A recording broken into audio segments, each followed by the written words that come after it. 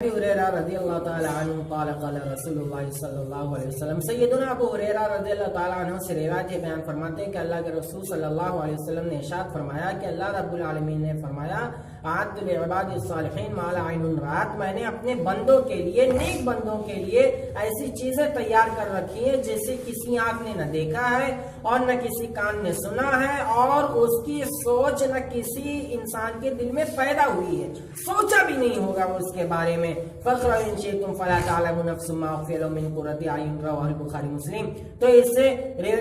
اللہ کے رسول صلی اللہ علیہ وسلم نے ارشاد فرمایا چاہو تو تم یہ والی آیت پڑھ لو جو سورہ الف لام میم سجدہ والی ہے کہ فلا تعلم نفس ما اخفی لهم من قرۃ اعین، کہ اللہ رب العالمین نے جنتیوں کے لیے کیا تیار کر رکھا کوئی نہیں جانتا ہے، اس کی آنکھوں کی ٹھنڈک کے لیے کیا تیار کر رکھا ہے۔ اسے امام بخاری مسلم نے روایت کیا، لہذا پتہ یہ چلا کہ مومنوں کے لیے اللہ رب العالمین نے کیا نعمتیں رکھی ہیں۔ آج کل کے سائنسی دور میں، ٹیکنالوجی کے دور میں دنیا کتنی آگے چلی گئی ہے، ایک سے ایک پکوان لوگوں کے آ گئے ہیں، ایک سے ایک مہنگے سے مہنگے پکوان آ گئے ہیں،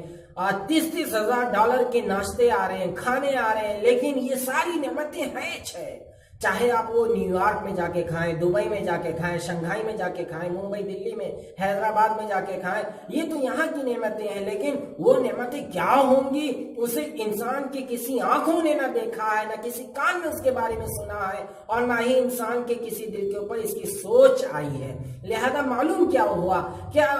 یہ حدیث ان لوگوں کے لیے بھی دلیل ہے جو یہ کہتے ہیں کہ اللہ رب العالمین عورتوں کے لیے جنت میں کیا تیار کر رکھا ہے، مردوں کو تو حوریں ملیں گی، عورتوں کو کیا ملیں گے، تو وہ اللہ رب العالمین نے نہیں بتایا۔ اس میں کوئی مشقت اور پریشانی کی بات نہیں ہے، اللہ تعالیٰ سرپرائز دینا چاہتا ہے ان ساری مومنہ عورتوں کو کہ ان کے لیے کیا تیار کر رکھا ہے، یہ بتایا ہی نہیں۔